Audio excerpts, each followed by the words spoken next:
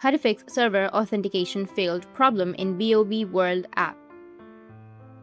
So if you want to fix server authentication failed problem in BOB app, then what you need to do is first you need to open up your Play Store. Make sure that you have a stable internet connection. After that, just simply go with your search on your Play Store and search for BOB World. After searching, if you have any updates on your BOB World, you just need to simply go and update it.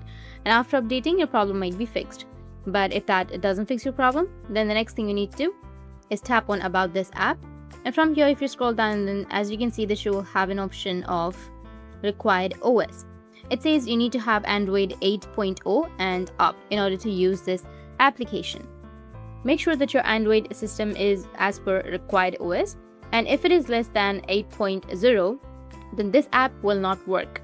And if your Android is as per the Required OS, then just wait for 24 to 48 hours and your problem will be fixed. That's it, and if you have any questions, feel free to comment below. Thanks for watching.